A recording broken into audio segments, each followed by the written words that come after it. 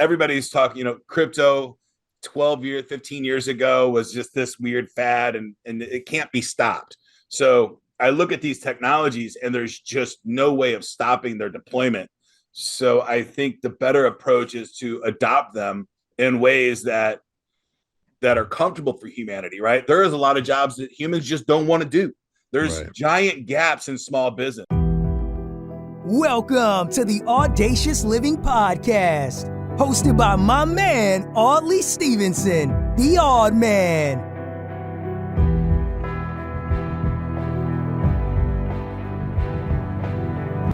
Greetings and salutations. Welcome to the Audacious Living Podcast, where our mission is to empower you to live your best audacious life ever. I'm thrilled to have you join us today, and as we explore the intersection of innovation, passion, and the entrepreneurial spirit, it's always a pleasure to be here sharing insights that can elevate your journey, and I genuinely appreciate you for taking time out of your day to be here with us. Now, imagine standing at the edge of a vast ocean, each wave representing a unique opportunity.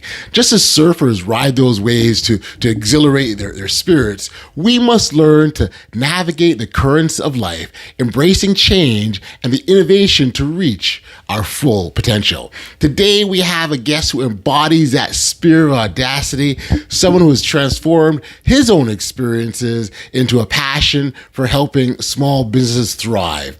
Joining us is Ken Cox. He's the president of River City Internet Group, a company dedicated to leveraging technology to empower small and medium-sized businesses.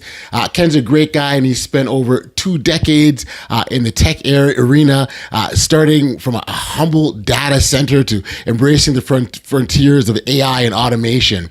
His journey reflects a deep commitment to innovation, particularly in the realm of small businesses, where he believes technology can bridge the gaps and address things like staffing challenges.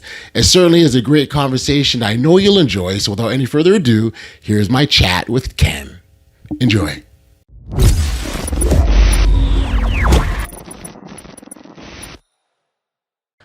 Hey, Ken, thanks for joining me here today on the Audacious Living Podcast. I appreciate you making the time to do this. So thank you. Thank you, Audley, for having me on. I appreciate your time. No, this is fantastic. Listen, I've always said that if there's an opportunity to connect with individuals to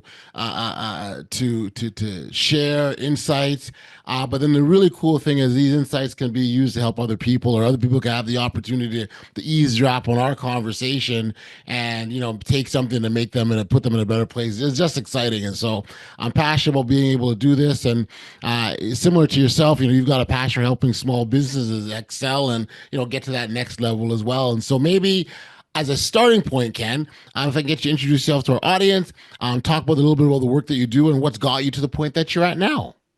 Absolutely. My name is Ken Cox. I'm the president of a company called River City Internet Group. We're here in St. Louis, Missouri. We were founded in 2001, so we've been around for a long time.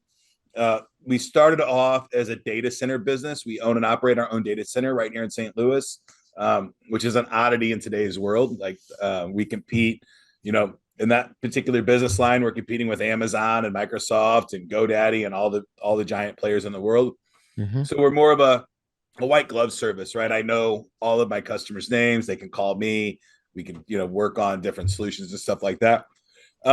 Over the years, building websites and building infrastructure and building data centers for companies, I really fell in love with operations and the Kanbaning of workflow and making work fun and exciting for people instead of something that you wake up and, you regret going to. So that has been my joy for the past 24 months. It's been working in AI and automations, which have led us to NLink, which is what the product that we're currently bringing out to market, AI employees for small and medium-sized business, and has started pulling in robotics for workflow automation that is more outside of just the computer. We're talking about running food to tables, running keys out to dealers at the car lot, those kinds of robots. That cleaning robots are a big hit, right? These jobs that are hard to find people to do anymore for you can deploy a robot, and it's a really beautiful thing. So InLink AI employees and automations for your business, kind of the stuff behind the scenes. Yep. Super passionate about that. And then starting to get into robotics, which has been a ton of fun as well. It sounds like fun, and I mean, it's certainly an exciting time when you talk about robots and AI in general. That's certainly lots of promise, and I know people are excited about it. By the same token, there are many who are concerned about it, and not that those concerns aren't well taken. Just your thoughts on individuals who are looking at AI as doom and gloom to society. And I'll tell a story. I went to a school called Broadcast Center, and I was learning how to be a DJ and TV radio and all these different things. And I was working with a close friend of mine at the time, Rick, and we had an opportunity to do a morning show. And at the same time, in '99, I was leaving the entertainment industry and going into IT. So this would have been '99. And we got this opportunity to move to Florida and do this morning show together. And I told him, I said, man, I can't go. I'm going to stick around and do this internet thing. And he looked at me and goes, man, the internet's a fad. Like, it's never going to go anywhere. And I love Rick to death, but today he's a UPS driver. Right. And I'm not, and I'm very grateful for that every single day of my life. And it just goes to show that new technology is going to come. There's no stopping AI and robotics, right? Everybody's talking, crypto 15 years ago was just this weird fad, and it can't be stopped. So I look at these technologies, and there's just no way of stopping their deployment. So I think the better approach is to adopt them in ways that are comfortable for humanity, right? There is a lot of jobs that humans just don't want to do. There's giant gaps in small business. 60% of small business owners' phones don't get answered. Right? The phone rings 60% of the time to a small business. The phone doesn't get answered by a person. AI can do that. It can communicate with that user, get them the links and the things that they need to do. So before we start worrying about the gloom and doom, there's huge gaps in the market today that we can fill with AI and robotics in a way that is beneficial to the business owner and better serves the client. I think my perspective is kind of always been is that these technologies, and specifically AI, at the end of the day, it's a tool. It doesn't replace what people do, although it's adding it. While those are getting the impression, oh my gosh, this is happening and taking my job away, it's actually making things a bit easier in a lot of respects. But I also do think that's where I think those who are comfortable with stagnation, I'll say, or who don't want to change, those are ones who are probably most concerned about what AI means to them. But if you've got this approach where the kind of what's next, that kind of growth mindset, that you embrace life audaciously, shout out to the podcast, right? You have a very, very different approach, I would say. Yeah, and I think we're going to live in a couple different kinds of worlds. I think if you resist it, you're in bigger trouble, right? And I don't know the solution. I'm very thankful that we have Elon Musk at a position to where he at least has the presidency here, and I know that he believes in a living wage. At least he's been on record saying that he believes that that's the only thing that's really going to work, right? The need for humans to do a lot of the jobs that we have are gone in the next 10 years, right? We're already doing long haul trucking without humans in it in the country, right? We've got the very first experiments going on. So there's going to need to be people that understand robot OS and understand LiDAR and, those kinds of things so that they can manage and work on these automations and robotics. But at the same time, humans are just going to need something to do. And I hope that's just live and enjoy life, creating things that they want to create and doing things that they want to do. But how they get paid is a different story. And I'm not sure how that's going to work yet. And that's a problem for the governments to figure out. I love working on the automations and the AI and the robots. So that's what I'm going to do. And so far, everything that we've deployed makes the world a better place, right? Makes the business an easier place to work in. And it hasn't fired anybody, right? It's been filling gaps. So until we get over that bell curve, hopefully I don't have a whole lot of faith the government's going to figure it out. Just keep enjoying it. It sounds like you're enjoying it now, enjoying the moment and embracing what you have in front of you. All these things are going to get figured out. I think it's going to be a bumpy ride, right? We got this on a giant scale. We've got these loading docks on the East Coast that are, this fight between full automation and labor. And, I hope everybody can come to the table with open, honest input, and we end up in a utopia, not a dystopia. Got you. You're passionate about automation. Why is automation important to small businesses or business in general? The biggest synonym in the world for profit is repeatability, right? If I can repeat it over and over, I have a friend that owns a pharmacy. He's like, how you make $1 million? I'm like, how? And he goes, you find something that you can make $1 on, you do it 1 million times, right? That's how you do it. And he sells products at a very, very low margin, but a very, very high end. I've got other friends that sell high end ticket items. So I think all things are available to be had in this world. It's a giant planet with lots and lots of people on it, so we can kind of move different directions if we want to. Okay. And the focus on small businesses, why that particular group of business world? Small business is what I'm most passionate about as a whole.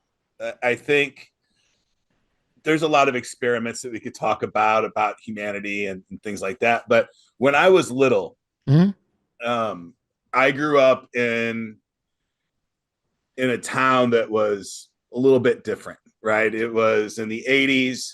I lived in the suburbs. Things like white flight were on the news on a regular basis.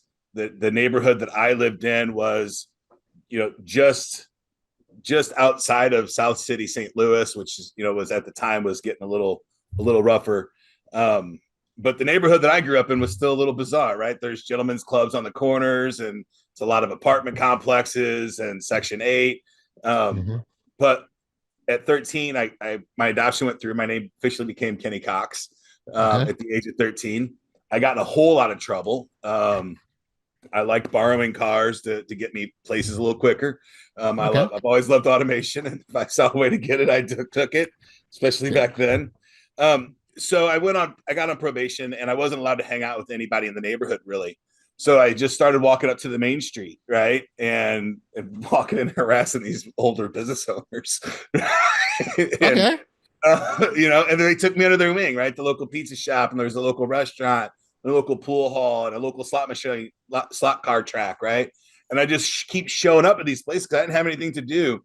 And these men took me under their wing, right? The slot car owner, he taught me how to solder, and he taught me about electricity and how to race cars and how to earn money with my talents and skills instead of clocking in and getting, a paycheck, right?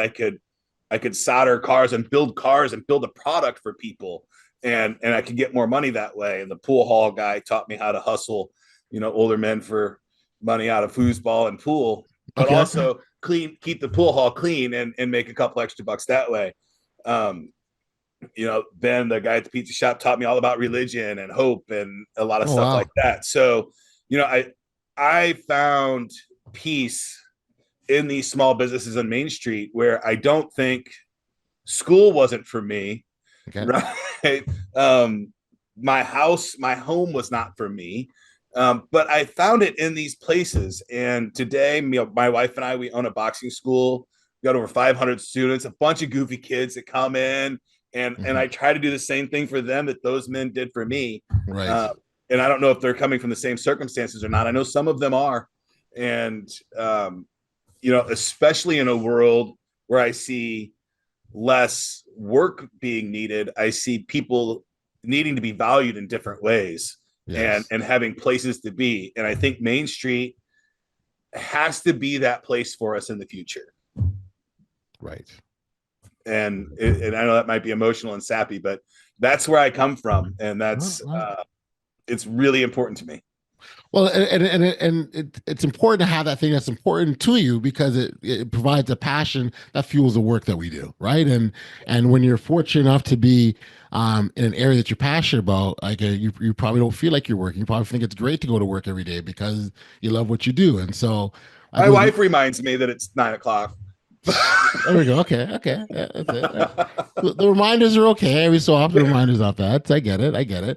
Yep. So, just I guess on the conversation of small businesses, when you look at sort of the challenges that they have today, sort of coming in and trying to make money in the economy and trying to survive rather than make money and to survive for a lot of them. What kind of sort of when you say if we identify maybe one or two of the biggest obstacles or pitfalls, what would you say they are?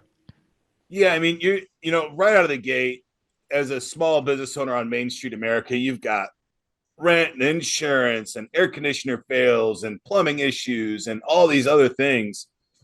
You also have staffing issues, and that front desk staff person, from what I've experienced when I'm talking with business owners, that's really a big spot that's troublesome. Okay. A lot of times it's transient workflow, right? It's, oh, I'm in town for the summer for college, or I'm a stay-at-home mom going back into the workforce, but I've got to be able to leave whenever the school calls to go get my kid. There's a lot of those issues at play. And if you can just, on top of that, 60% of the phone calls are going unanswered. Answer. Right. Right. And I've got to get this person to trained, and then, they leave, and I got to get another person trained. So AI receptionists or AI employees for that front desk role, I think, is a no-brainer for a business. It's so affordable now. We can answer the phone. We can be compassionate with our user. We know the schedule. We can get people booked on the calendar. Yep. We can grow your business with an AI employee just answering the phones. And that just starts the process for that small business to start automating so many more things in their business. And thinking about that, the term has been AI agent for a long time, for the last 2 years, and transferring that to AI employee, understanding that this is an intelligent being or thing that I'm putting out. Yep. I'm going to train it. I got to give it guardrails, right? Yes. Yep. Humans have some built-in guardrails. We know we're not supposed to get sassy back. We know we're not supposed to do some things, right? Right. AI needs those guardrails, and we figured out most of those right out of the gate. And you have to manage it, right? You're going to have to check in on it every now and then. So that front desk staff person isn't going away.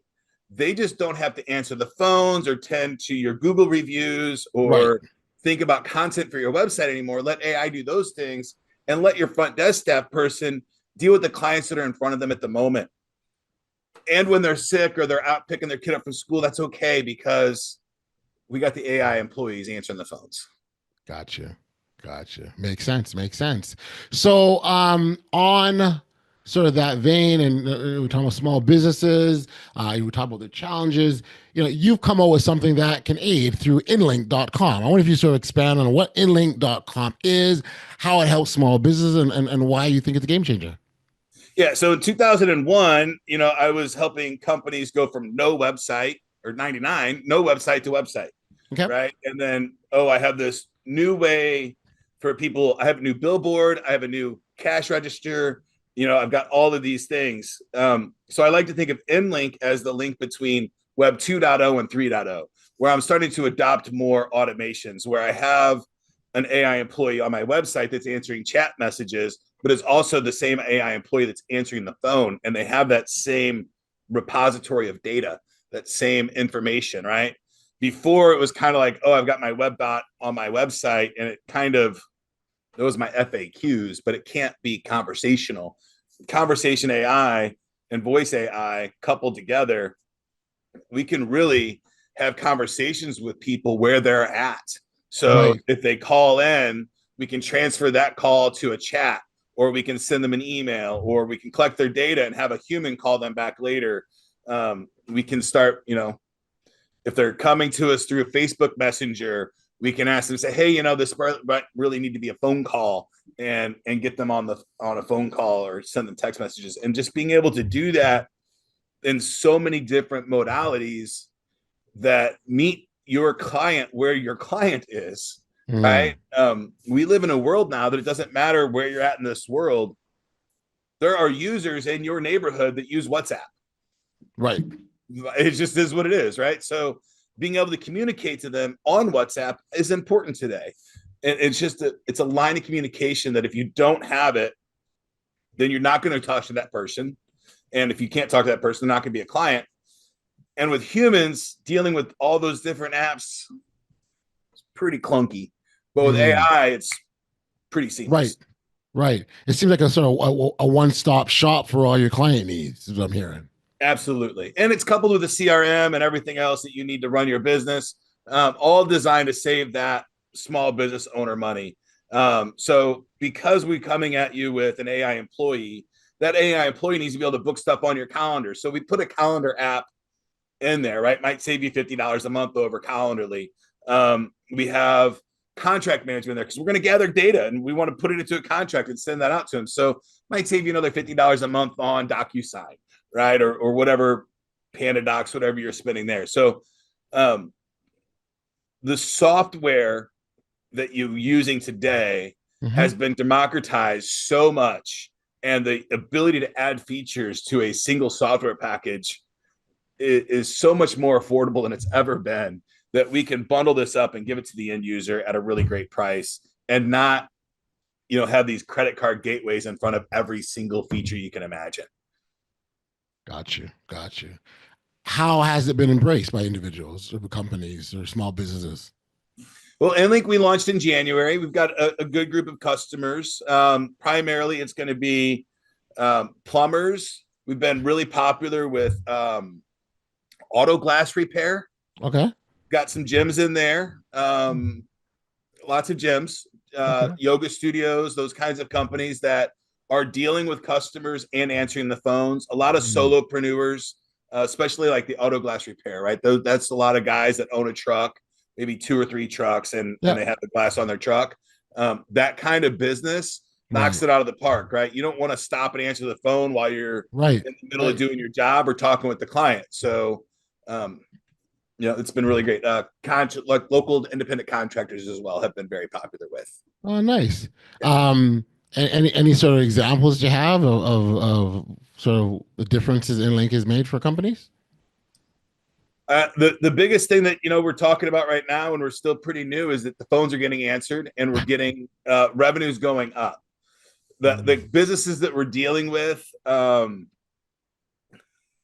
are still learning about key performance indicators and how to keep track of those, and a lot of what those that even things. means, I'm guessing, right?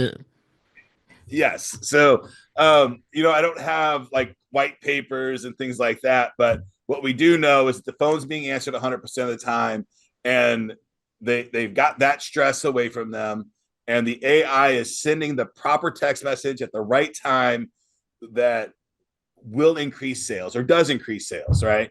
So it's just a really nice solution. Really curious about what the conversation looks like for those individuals who haven't fully embraced technology. Because as great as it sounds, right, you're probably running into people who said, I don't even own a computer. Like, I don't know what you're talking about, right? I just want to fix people's pipes, as an example, right? There's certain, I guess I'm thinking there has to be a certain level of openness, if you will, to be able to embrace technology, use it in a way that can help your business. Yeah, I've not run into a whole lot on the business owner side where that's the problem. Okay, good. I've got a couple like, hey, I don't have a computer. I use everything's off my phone. We've got an app that you can use, and we do onboarding calls with the clients to get everything set up, right? And then for most things that set it and forget it, we do 2 onboarding calls, which is different than most companies. We do the first onboarding call, we get everything set up and configured, then we say, test this for a month, give it to your employees, have them call, have them ask you questions, take notes, bring those notes back to another call before we ever actually go live, right? Before you let this employee start answering the phone, let's get it trained, and let's have it go through some test scenarios with your staff. So On that side, it's been really great. What we've done on the end user side, because people don't want to talk to AIs, they don't want to talk to bots, they don't want to get stuck in the loops. We tell them let's close loops quickly, right? Let's not keep them in the AI world if they don't want to be in the AI world. Right. So right. how do you do that? Right out of the gate, you tell the AI to be transparent. You name it, Samantha AI, right? I'm your Bob's Transmissions AI employee. I'm here to help you out at any time. If you want to talk to a real person, just let me know, and I'll make sure somebody gets back to you.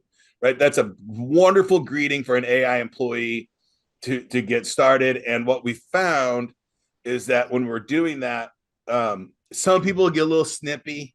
They test it, right? They test the waters. But for the most part, everybody's very appreciative that, hey, this is transparent.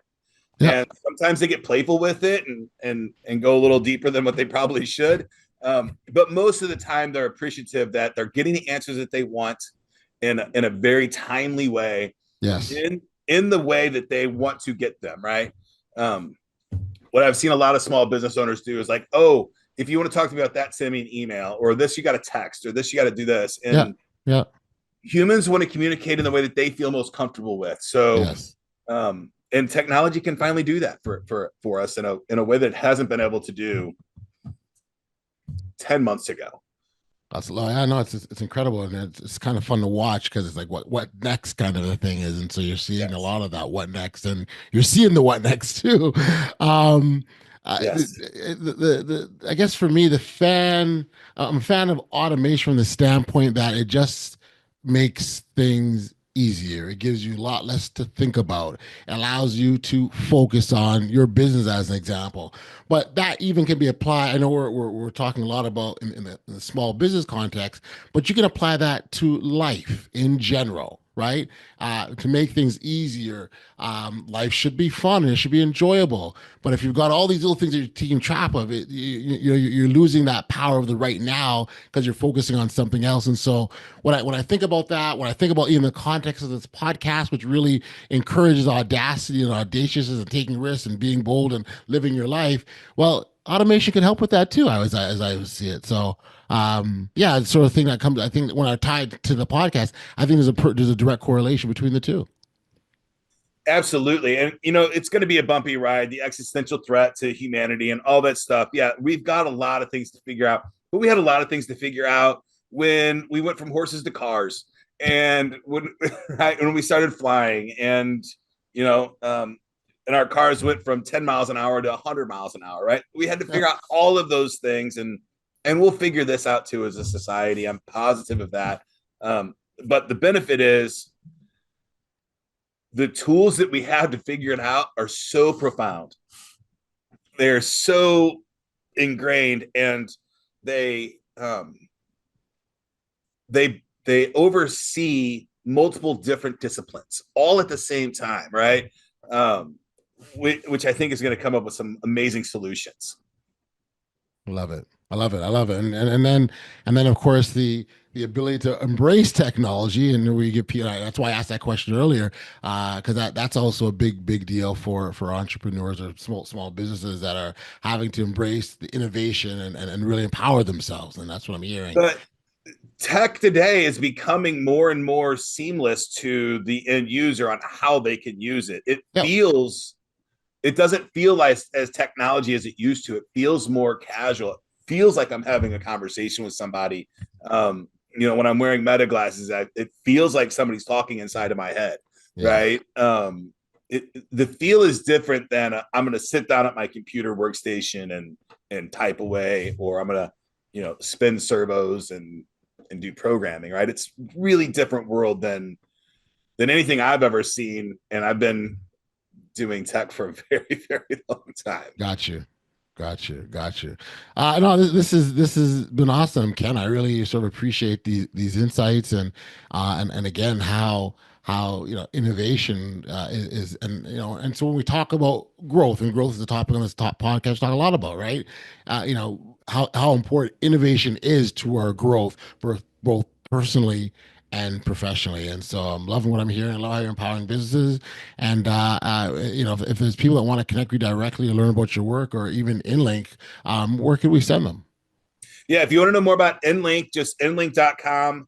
We do a webinar every Tuesday at 4 p.m. and we show you how AI employees can help you relieve some of the burdens of your daily business, provide a better service.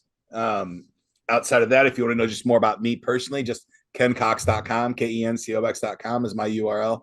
And if you want to work with me, you can fill out the form and we can chat. Well, that's awesome. That's awesome. Ken, we're going to make sure that the contact details are in the show notes below for listeners to connect with you directly. Thank you for taking the time. Congratulations on the work that you're doing to help small business. And thank you for being a guest on the Audacious Living Podcast. Thank you, Audley. I appreciate it.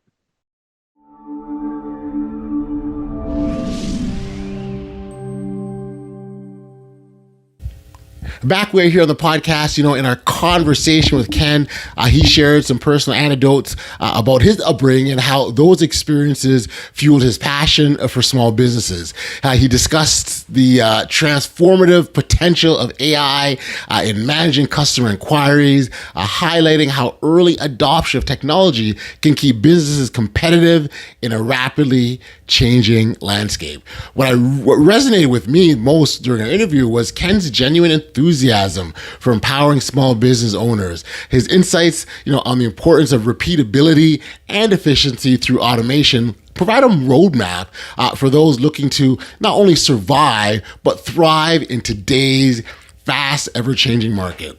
If you're interested in teaming up, if you're interested in learning more about Ken or teaming up with him, you can certainly or check out his innovative solutions he offers through inlink.com. Be sure to check out the show notes below for all the contact details and any special offers. I want to take this opportunity to thank you for tuning in to another edition of the Audacious Living Podcast. I hope you found inspiration in our conversation with Ken and are motivated to embrace the audacity within yourself. If you enjoyed today's conversation, please take a moment to like, follow, subscribe, or share this podcast with family and friends if you haven't already done so. Your support is invaluable and helps us continue to grow and reach even more listeners. Remember, living audaciously means embracing change and seizing every opportunity that comes your way. Until next time, keep striving to live your best audacious life. Stay safe, be kind, show love to one another, and be audacious. You've been listening to the Audacious Living Podcast, hosted by Audley Stevenson. If you enjoyed what you heard, be sure to like, subscribe, and share. Until next time, be audacious.